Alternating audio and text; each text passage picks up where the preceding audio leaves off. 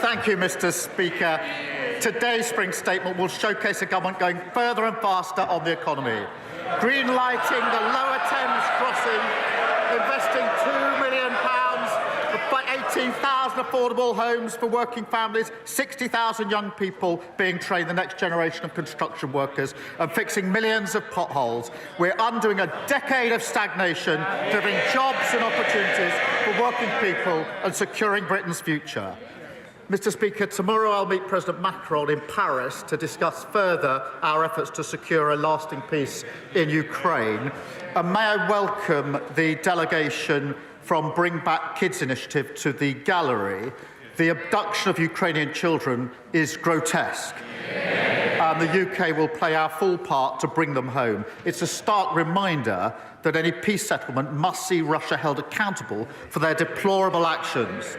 Mr. Speaker, this morning I have meetings with ministerial colleagues and others. In addition to my duties in this House, I shall have further such meetings later today. John Slinger. Thank you, Mr. Speaker. Under this Labour government, NHS waiting lists are down 5 months in a row. Yeah. And the Hospital of St Cross in my constituency of Rugby is playing its part. But many of my constituents remain concerned about the long waits in A&E that they're experiencing, that we inherited from the Conservatives, especially those who have to travel to the General Hospital in Coventry. So will the Prime Minister set out how our plan for change to bring the NHS back into the heart of government will help us to support the front line, deliver better emergency care, closer to the community that our constituents have long called for? Mr. Speaker, our plan for change already cut NHS waiting lists by almost 200,000. That's 5 months in a row during the winter months. The local trust waiting lists in his area are down 93%, and he's doing a great job for his community. We've already delivered 2 million extra appointments that we promised because of the record investment in the budget. The party opposite can't have it both ways. If they welcome NHS investment, they can't criticise raising the money to pay for it. Leader of the Opposition, Kemi Beardall. Mr. Speaker, in 30 minutes, we will hear the Chancellor's emergency budget. Even the Home Secretary's husband calls it an emergency budget. As she scrambles to fix the mess she made last October. But first, let's turn to another government minister who is making a mess of her brief, the Education Secretary. Why did Labour MPs vote against banning phones in schools last week? Prime Minister. Because it's completely... I've got teenage children. Almost every school bans phones in school. They do it already. We need to concentrate on what's really important here, which is getting to the content that children shouldn't be accessing. That's where I would genuinely like to work across the House, because I think there's a huge amount of work to do.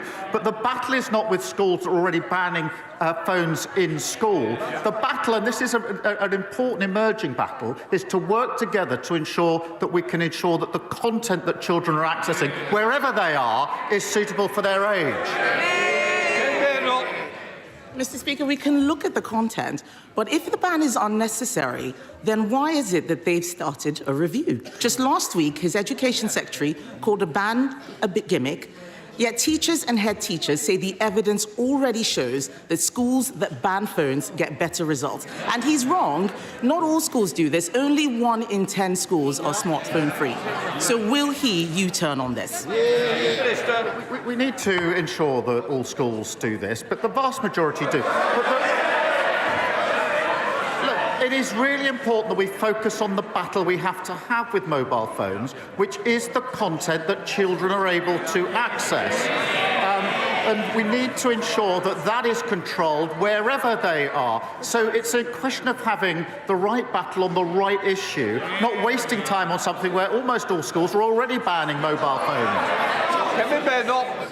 Mr. Speaker, I'm surprised that the Prime Minister would say this. His own government evidence says that phones disrupt nearly half of GCSE classes every single day. Discipline is the #1 issue in many schools. Under the Conservatives, schools became twice as likely to be good or outstanding after going through our behaviour programme. So why did the Education Secretary abolish that programme? Prime Minister. Mr. Speaker, she talks about the record of the last government. Under their watch, a third of children started school without appropriate level development, and that is not being able to use a knife and fork. A quarter left primary school without the required standard of reading, writing and maths, and 1 in 5 was regularly absent. That's why we're pushing up standards, more information from Ofsted, transparency for parents, more interventions where schools need it. Mr. Speaker, he's not answering the question about discipline in schools because he doesn't care about discipline in schools. Everything he does is ideological, and his decisions are costing schools so much. The national insurance hike means every state school in the country has to pay more for teachers. The Education Secretary promised to compensate schools in full for the jobs tax. Why hasn't it happened? Prime Minister. Mr. Speaker, it was Labour that introduced academies. We pushed up standards. And this is not ideological. I'm a parent of 2 teenage children, both of whom go to a state school. So I'm vested in this, and it matters hugely to me. Nothing ideological about it. That is why we're driving up standards, as we always have done. Mr. Speaker, he didn't answer the question about compensating schools for the jobs tax. That is costing schools a lot of money. The CEO of the United Learning Group says the grant that they gave is 20% short. Some schools will face shortfalls of up to 35%. Can he guarantee that no teacher will lose their job as a result of his jobs tax? Mr. Speaker, with this government at the budget that put a record amount into our schools, just as we put a record amount into our NHS and into our public services, we were utterly failed under the last government. But yet again, she wants all the benefits, the NHS, but she can't say how she's going to pay for it. That's what got us into the mess in the first place. Mr. Speaker, the whole House will have heard that he could not guarantee that teachers' jobs are safe. Not only is he taxing schools, he's also lowering standards. He talks about our record. I'll tell him what our record was. Under the Conservatives, English schools shot up the international league tables, while schools in Labour-run Wales, standards fell.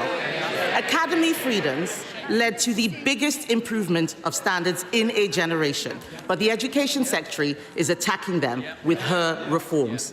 Can the Prime Minister point to any evidence at all, that these discredited academy reforms will improve school standards? Prime Minister.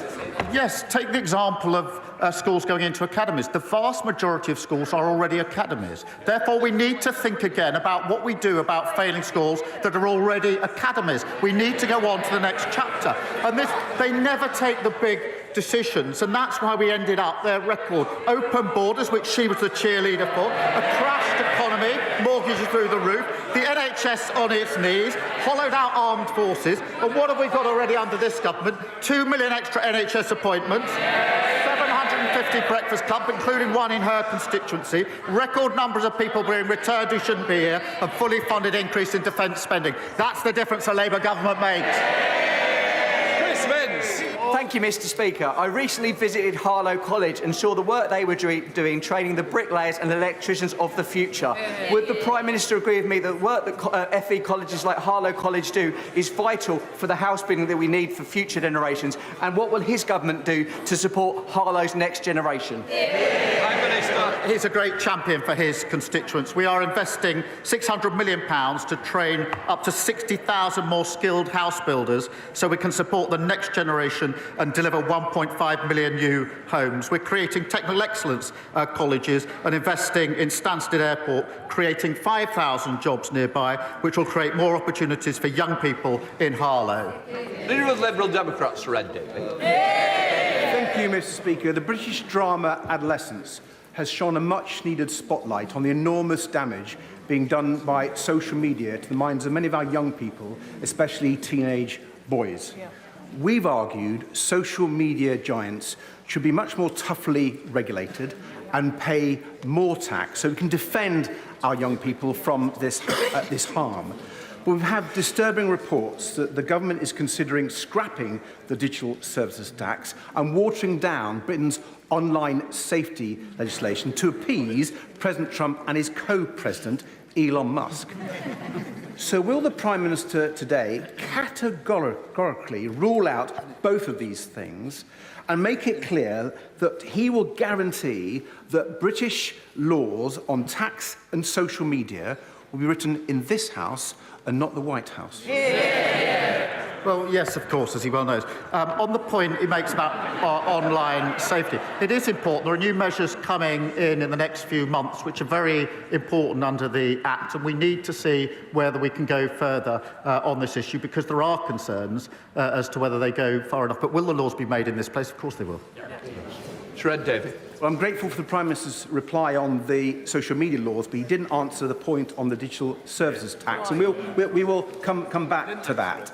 But moving on, Mr. Speaker, after President Trump's national security advisor accidentally added a journalist to a group chat that was discussing military action in Yemen, and given, I think, all the concerns that we share about President Trump's relationship with Vladimir Putin and J.D. Vance's insulting disdain for Britain and our armed forces, will the Prime Minister make it clear that he will order an urgent review into the security of the intelligence that we share with the United States?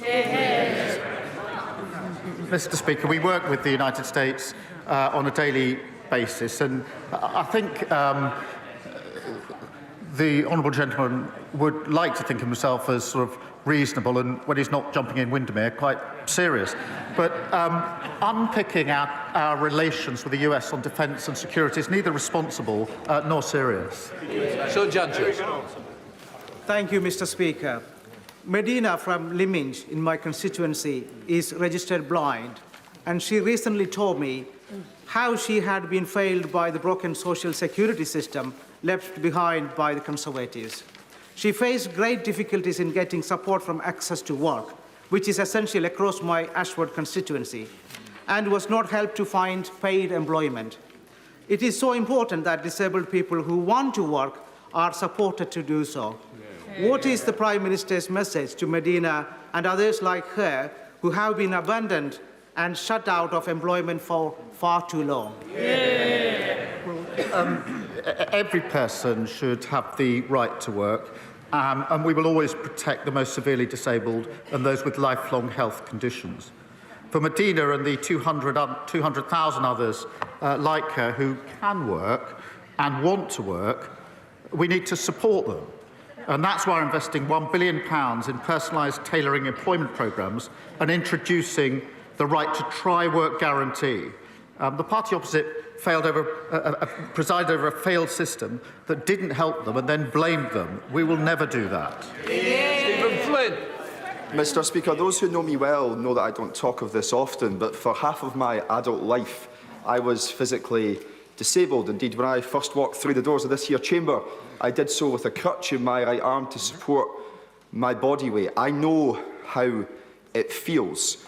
Right now in Scotland, some 55% of children living in poverty have a member of their household who is a disabled person. So can the Prime Minister explain to me, actually no, can the Prime Minister explain to those children how the Labour Party making mum and dad poorer will lift them out of poverty? Well, I'm grateful to him for sharing his personal experience on this and his right to do so. My family has had living with disability for many years as well, so I do understand the human element of this. We do need to give support to those that need it. We do need to help those who want to work into work, and we need to be clear that those who can work should work.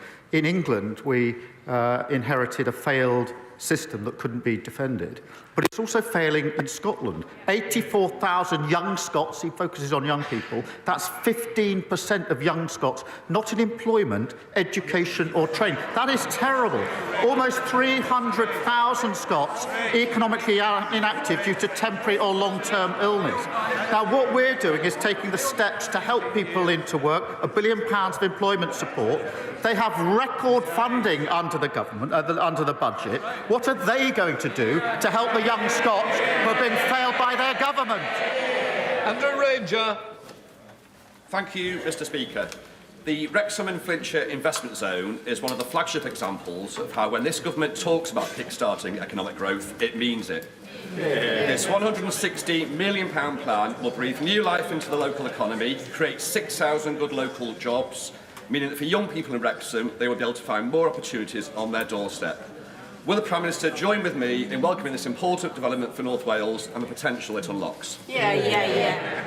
Well, it is really important that we unleash the economic potential of North Wales, including kick-starting the investment zone, backed by major businesses, Mr. Speaker, like Airbus and JCB, to leverage £1 billion of private investment, investing £975 million to benefit aerospace workers at Broughton, where I met the fantastic young workers there, and securing £1 billion investment in Shotton Mill, securing 300 jobs on Deeside. And we put a record amount of money into the Welsh Government at the budget, a budget decision which was opposed by Plaid.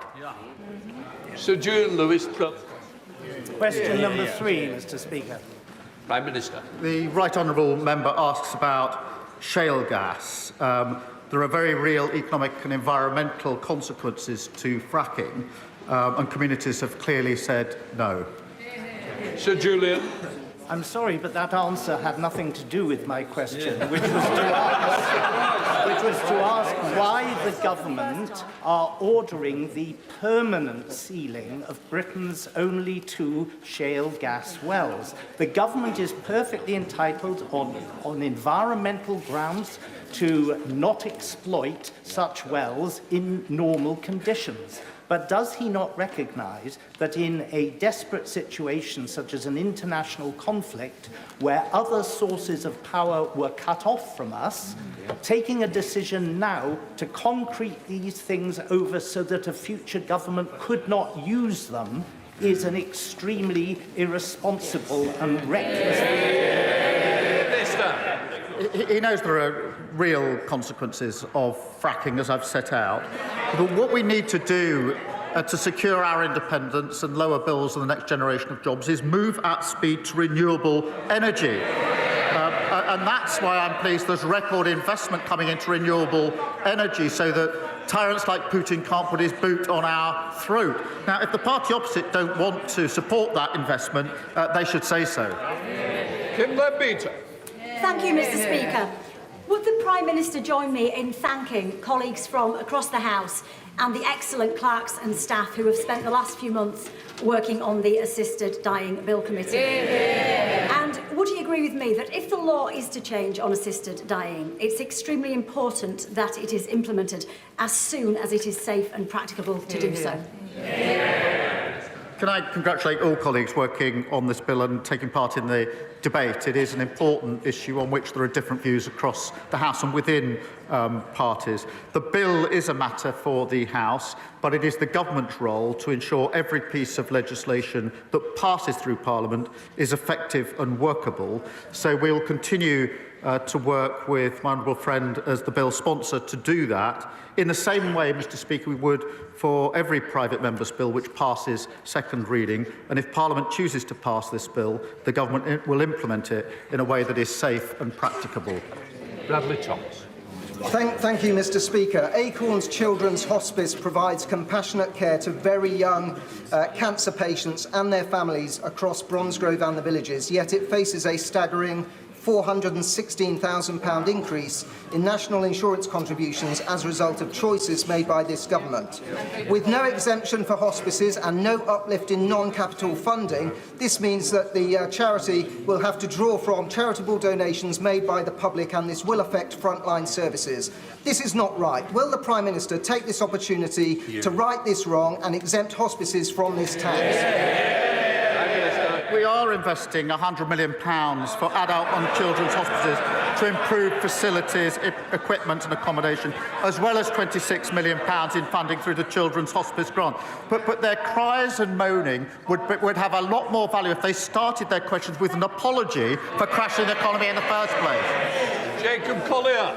Thank you, Mr. Speaker. Roads in Burton, Uttoxeter and across Staffordshire are littered with potholes.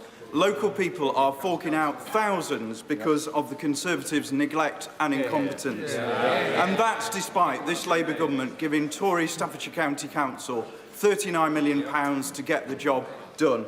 Does the Prime Minister agree with me that the people of Staffordshire deserve better than roads with more dimples than a Staffordshire oat cake? Prime Minister. Look, he's right. Potholes are a real nuisance. And if you're using your car for work or your van and you hit a pothole, you're looking at a bill of several hundred pounds, which is unbudgeted for so many working families. That's why we're handing the West Midlands Combined Authority an additional £8.6 million to help repair their roads, part of a record £1.6 billion invested across the country. On top of that, Mr. Speaker, every council must now publish how many potholes they've filled so we can show that we're making progress and that we're delivering something that didn't happen under the last government. John Cooper. Mr. Speaker, thank you.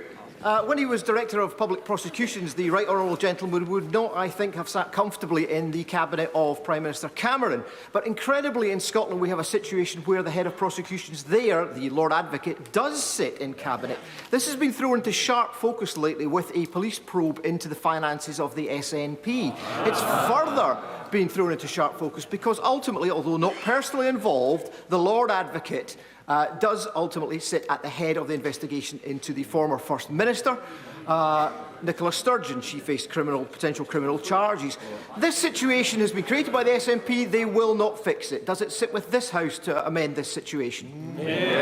Prime Minister. Well, I'm grateful to this is a really important issue, and Labour in Scotland have been clear that they'd separate this role. That's the right thing to do for the reasons that have just been articulated. It's the obvious thing to do, and that's obviously what we do in England and Wales.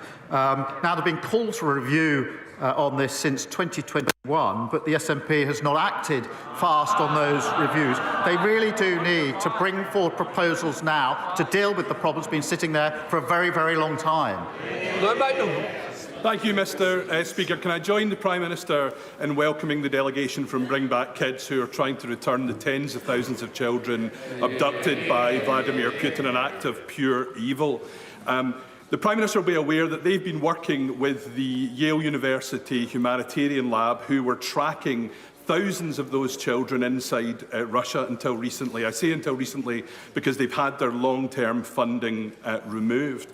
Will we consider using our existing contributions to the Partnership Fund for a Resilient Ukraine to restore that important work that they're doing, and in doing so restore the hope that those children can be returned to their anguished families? Prime Minister. Well, I'm grateful to him for emphasising this again. Russia's abduction of Ukrainian children is sickening, and I think across the House we would all agree on that. A peace settlement in Ukraine must see Russia held to account and the children reunited with their families. And in specific reference to his question, the UK is playing our full part in international efforts, including funding the Bring Kids Back initiative through the Partnership Fund for a Resilient Ukraine. And I want to reassure the whole House we'll do everything we can to see these children returned and reintegrated as safely and as quickly as is possible. Thank you very much, Mr. Speaker. The 7-year-old adoptive daughter of my constituent Sarah suffered immense trauma in her early years. Thanks to support from the Adoption and Special Guardianship Support Fund, she's been able to access much-needed therapy that's helped her progress. But she and thousands of others don't know if they'll be able to get more help because in just 5 days, that fund ends and ministers have repeatedly refused to confirm whether it will continue. So can the Prime Minister give a cast iron guarantee to vulnerable children, adoptive parents and kinship carers that he won't cut this fund, and so that, in Sarah's words, she can give her daughter the absolute best second chance in life she deserves? Well, we will set out details just as soon as we can on the basis of the principles that I set out earlier. The scheme overall, in terms of welfare, is not defendable on terms, but it must be a scheme that supports those that need it, and the details will be set out.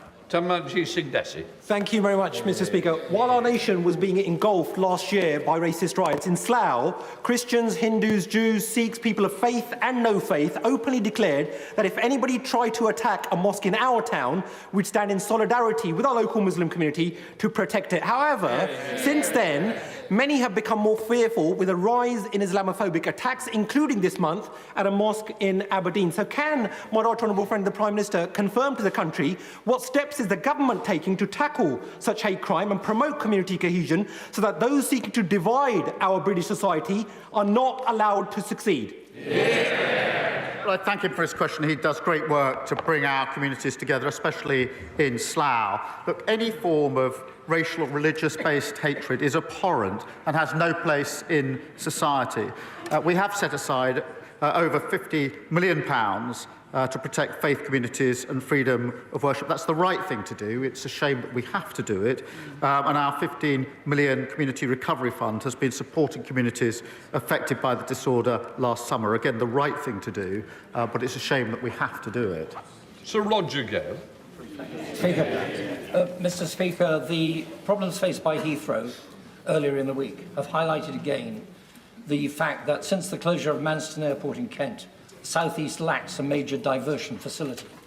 Now, one diversion facility would not, of course, have compensated for the closure of Heathrow, a major hub airport.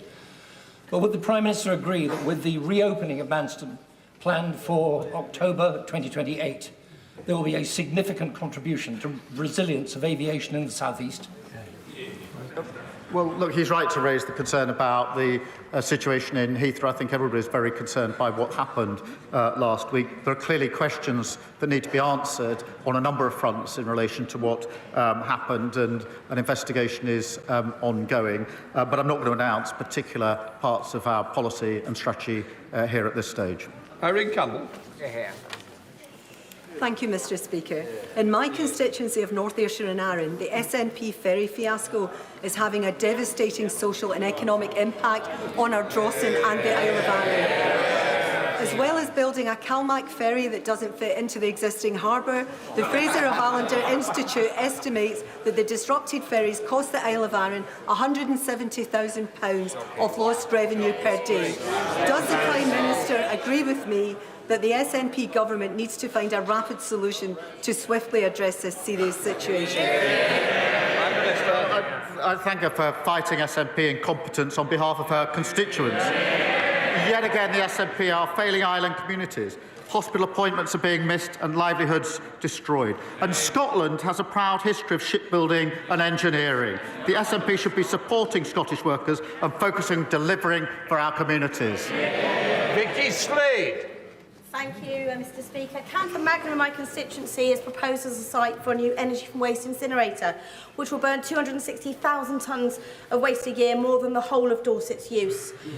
And I'm concerned that as we reduce our levels of waste with the brilliant new plans to recycle more, we're going to end up having to feed the monster.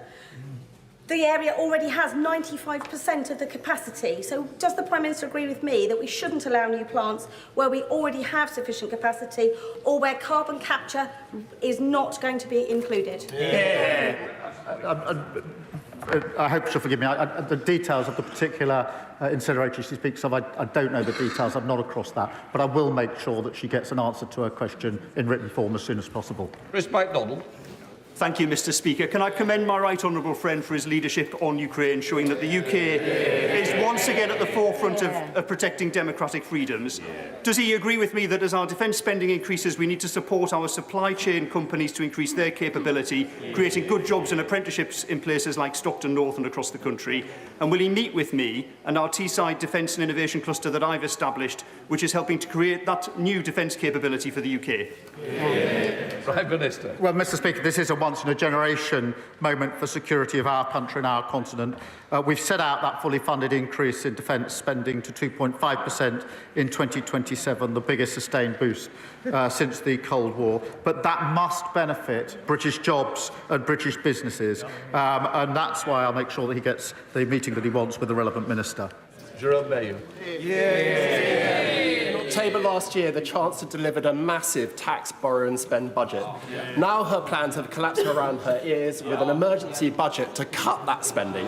So has the time now come, Mr. Speaker, for the Prime Minister to state in public that he has full confidence in the Chancellor? I have full confidence in the Chancellor. Thank you. Thank you very much, Mr. Speaker. Albion Rovers has been a football institution in Coatbridge since 1882. However, following relegation and the lack of financial support for teams leaving professional leagues, it now faces a deeply perilous situation, risking the very future of one of Scotland's oldest football clubs. Does my right honourable friend agree that clubs like Albion Rovers are integral to the fabric of our communities? And will he join me in encouraging all parties to be solution-focused on this matter and encourage football authorities to strengthen our clubs in the lower leagues to help protect their future? Well, he's a superb local champion, and regardless of which club any of us support, they share a love of the game, and they are at the heart of our communities, and Albion Rovers is exactly that, a huge point of local pride, and I'd encourage all efforts to secure the future of the club. Final question, Dr Kieran Mullen. Thank you, Mr. Speaker. We're joined in Parliament today by Katie Brett, whose 16-year-old sister Sasha was raped and stabbed to death. Aisha Hussain, whose cousin Jan, was killed by a sex offender and stored her body in a freezer. Paula Hudgell, whose adopted son Tony lost his lower legs as a result of child cruelty. And Becky and Glenn Newens, whose daughter Violet Grace was killed by a hit-and-run driver who spent barely more time in prison than she was alive. Supporting them are Jeremy and Susan Everard, who received justice for the murder of their daughter, Sarah, but who know too many others do not. They've come together to say with one voice that it's time for us to start ensuring sentences truly deliver justice for victims and their families. Would the Prime Minister agree to meeting with them in future to hear their stories firsthand? Well, can I thank him for raising this issue? The courage of these campaigners after simply appalling cases is astounding, and I find it humbling. I'm pleased the Minister for Victims will be meeting the group, I think, today, and I look forward to meeting them in the future, because we must prioritise victims and make sure sentences punish offenders and protect the public. So thank him for raising this really important set of cases. That completes Prime Minister's questions with that front bench changeover.